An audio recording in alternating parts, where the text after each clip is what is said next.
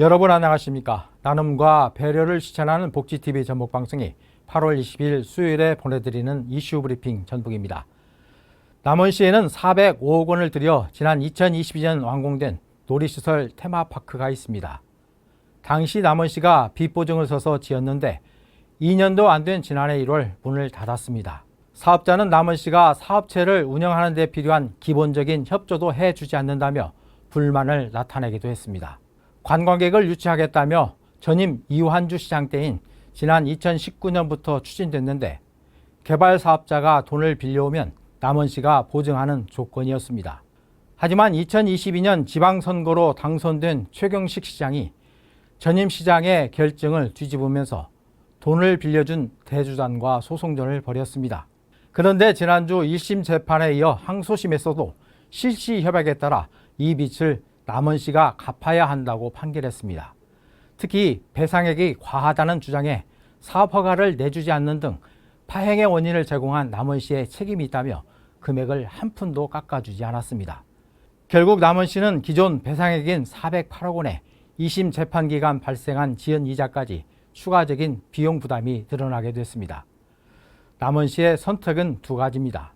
다시 대법원에 상고하거나 남원 테마파크를 인수해 직접 운영하는 방안입니다. 하지만 판결이 뒤집힐 가능성이 높지 않다는 게 법조계 주변의 전망입니다. 눈덩이처럼 불어나게 되는 연 12%의 지연 이자도 큰 부담입니다. 또 테마파크를 인수하는 일도 막대한 자금이 필요해 열악한 지방 재정에 큰 부담입니다. 새로운 사업자를 찾아 운영을 맡기고 운영 수익으로 빚을 대신 갚도록 하는 게 최선이지만 이마저도 실현 가능성이 높지 않습니다. 놀이시설은 2년 가까이 운영도 하지 못한 채 방치된 상황에서 빚더미까지 떠안게 된 남원시. 대응 방안의 고심이 깊어지고 있는 가운데 이 소송을 주도한 최경식 시장에 대한 책임 소재를 둘러싼 논란도 더 커질 것으로 보입니다. 처음부터 소송은 객관적 근거나 법리적 타당성이 부족하다는 지적이 제기됐습니다. 그럼에도 불구하고 최 시장은 시의회의 반대와 법조계의 우려를 외면하고 소송을 강행했습니다.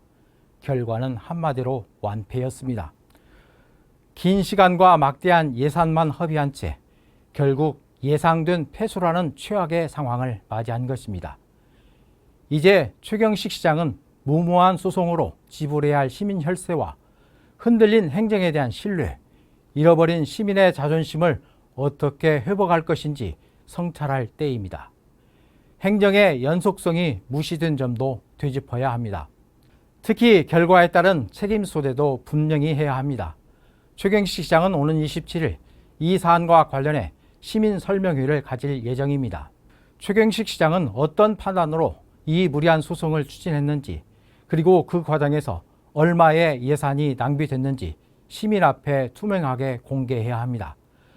단순히 패소했다라는 사실로 사건을 어물쩡 덮으려 해서는 안 됩니다.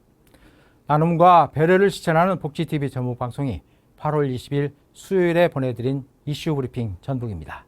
이 방송은 환자중심병원 전주대자연병원, 통증 완화에 탁월한 임실 엉겅퀴 크림, 아미노산 코리아의 자부심, 원데이 123 공동 지원으로 제작됐습니다.